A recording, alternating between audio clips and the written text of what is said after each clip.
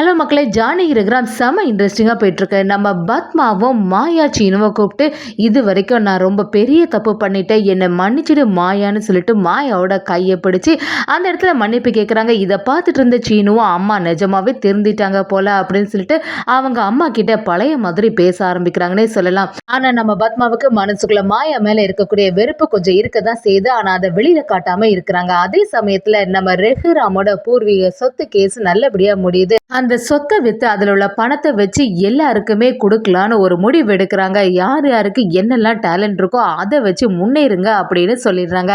அதே சமயத்தில் இந்த பணத்தை வச்சு என்னெல்லாம் பண்ணலாம்னு சொல்லிட்டு நம்ம பத்மா ஒன்று, சிவராமன் அப்படின்னு எல்லாரும் யோசிச்சுட்டு இருக்கும்போது பத்மாவும் தனி வீடு கட்டி போயிடலான்னு ஒரு பிளானை போடுறாங்க. மொத்தத்தில் குடும்பம் பெரிய போகுதுன்னு சொல்லிட்டு நம்ம புவனேஸ்வரி ரொம்பவே சந்தோஷமாக இருக்காங்கன்னே சொல்லலாம். வீடியோக்குள்ளே போகிறதுக்கு முன்னாடி நம்ம சேனலுக்கு சப்ஸ்கிரைப் பண்ணிடுங்க. அப்படியே பக்கத்தில் இருக்க பெல் ஐக்கானை கிளிக் பண்ணிடுங்க.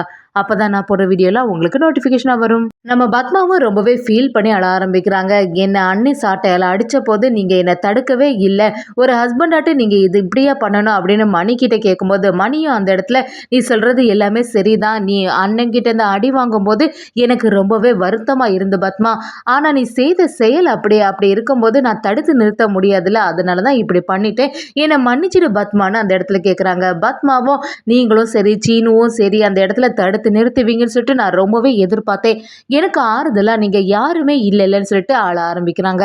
பத்மாவும் நம்ம பையனும் நம்மளை ஏற்றுக்க மாட்டேங்க, சரியா பேசவே மாட்டேங்கிறா, இப்போ என்ன பண்ணுறதுன்னு சொல்லிட்டு யோசிச்சுட்டு இருக்கும்போது மாயான்னு கூப்பிட்றாங்க.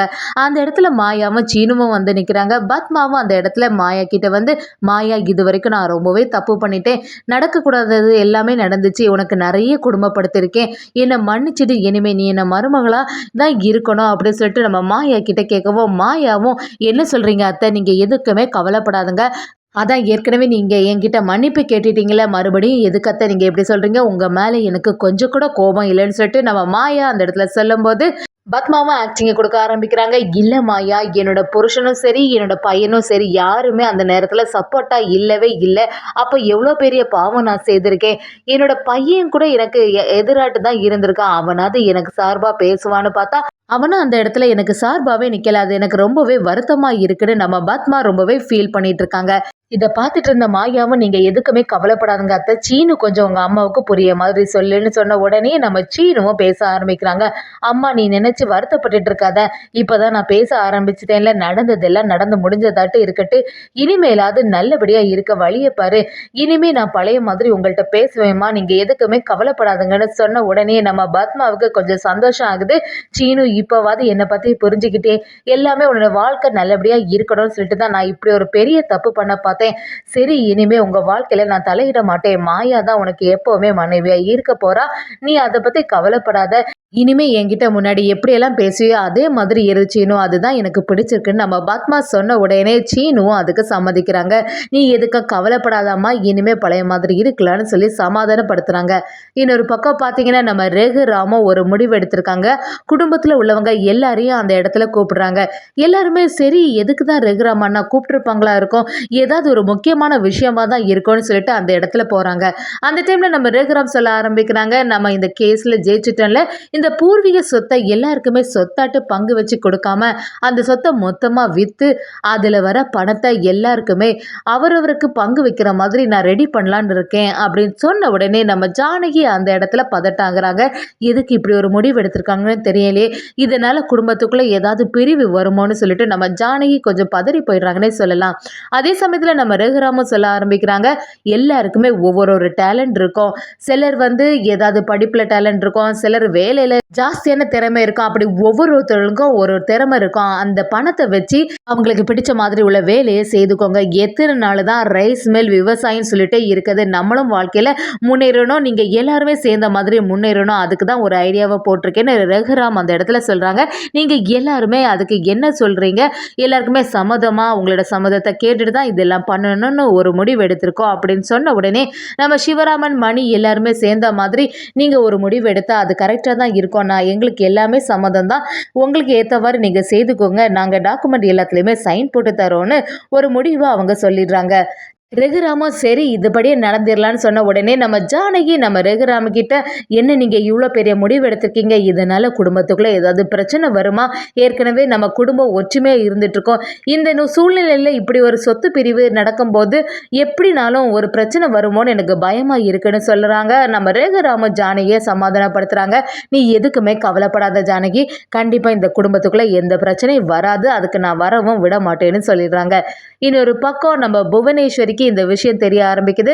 பசுபதியும் புவனேஸ்வரி கிட்ட வந்து என்ன உனக்கு ஒரு பெரிய விஷயம் தெரியுமா, அந்த ரகுராம் கேஸ்ல ஜெயிச்சிட்டாம்ல, அவன் இப்ப சொத்து எல்லாத்தையுமே பங்கு வைக்க போறானா அப்படின்னு சொன்ன உடனே நம்ம புவனேஸ்வரி பயங்கரமா ஷாக் ஆறாங்க. என்னது அவன் சொத்து எல்லாம் பங்கு வைக்க போறானா? சரி, அவனுக்கு குடும்பத்துக்குள்ள இனிதான் பெரிய பிரச்சனையே நடக்க போகுது.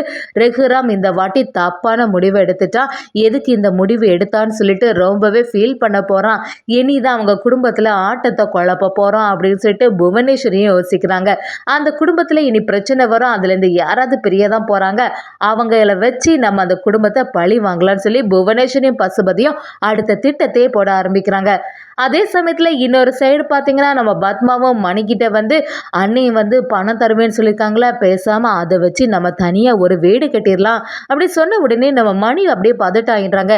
என்ன சொல்ற பத்மா, எதுக்கு இந்த மாதிரிலாம் சொல்ற? ஏற்கனவே நம்ம குடும்பமா ஒற்றுமையா தானே இருந்துட்டு இருக்கோம், இப்படிப்பட்ட சுச்சுவேஷன்ல எதுக்கு நம்ம தனியா போகணும் அப்படின்னு சொன்ன உடனே பத்மாவும் எத்தனை நாள் தான் இந்த குடும்பத்துக்குள்ளே நம்ம இருந்துட்டு இருக்க முடியும், நமக்குன்னு ஒரு வாழ்க்கை வேண்டாமா, நம்ம தனியாட்டு ஒரு குடும்பமாட்டு ஒரு வீட்டில் இருக்கணும்னு எனக்கு ரொம்ப நாளா ஆசை, அப்படி அந்த மாதிரி ஒரு வீடு கட்டணும் அப்படின்னு சொன்ன உடனே மணியும் மச்சான் எப்போவுமே நம்ம எல்லாருமே ஒற்றுமையாக இருக்கணும் தானே சொல்லியிருக்காங்க, அப்படிப்பட்ட இடத்துல நம்ம தனியாக போகிறதுக்கு எனக்கு கொஞ்சம் கூட விருப்பம் இல்லை பத்மான்னு சொல்கிறாங்க.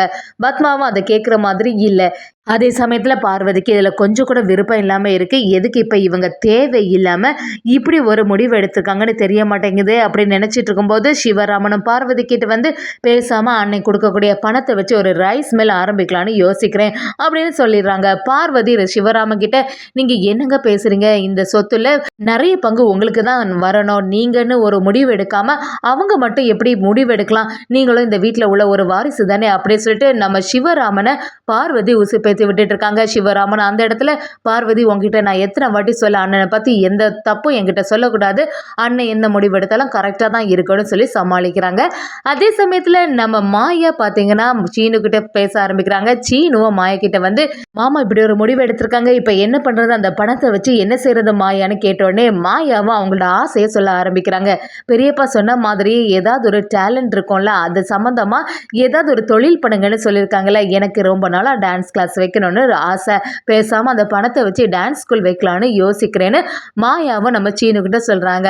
அதே சமயத்தில் ரகுராம் கிட்ட வந்து நம்ம பணத்தை வாங்கும்போது எல்லாருமே அவங்களோட கருத்துக்களை சொன்ன உடனே ரகுராம் அந்த இடத்துல ரொம்பவே பதட்டாகிறாங்க. நம்ம பணத்தை எடுத்து நல்லபடியாக அவங்க தொழிலை முன்னேற்றலான்னு பார்த்தா இந்த பத்மா இப்படி வீடு கட்டலான்னு சொல்கிறா. அது மட்டும் இல்லாமல் ஏற்கனவே நம்ம ரைஸ் மில் தொழில் தான் நடத்திட்டு இருக்கோம், எதுக்கு அப்புறமா தனியாட்டு ஒரு ரைஸ் மில் வைக்கணும்னு சொல்லிட்டு சிவராமனை கேள்வி கேட்குறாங்க. இதை பார்த்துட்டு இருந்த பார்வதியும் பயங்கர டென்ஷன் ஆகி நம்ம சிவராம கிட்ட பார்த்தீங்களா, நீங்கள் ஒரு முடிவை சொன்னால் அவங்க எதை ஏற்றுக்கிற மாதிரி இருக்காங்களா, எங்கே நீங்கள் இந்த தொழிலை முன்னேறி தனியாக வந்துடுவீங்கன்னு சொல்லிட்டு உங்கள் அண்ணனுக்கு பதட்டமாக இருக்கும், அதனால தான் அவங்க வேண்டான்னு சொல்கிறாங்க. இனி இந்த மாயாவுக்கு தானே எப்போவுமே சப்போர்ட்டிவாக பேசிகிட்டு இருக்காங்கன்னு சொல்லிட்டு நம்ம பார்வதியும் அந்த இடத்துல ஒரு பதிலை வைக்கிறாங்க. ஒரு வழியாக குடும்பத்துக்குள்ளே இதனால் ஒரு பெரிய பிரச்சனை வரப்போகுதுன்னே சொல்லலாம். அதே சமயத்தில் நம்ம ஜானகி செம அதிரடியாக வந்து எல்லாத்தையும் தீர்த்து வச்சிருவாங்கன்னே சொல்லலாம்.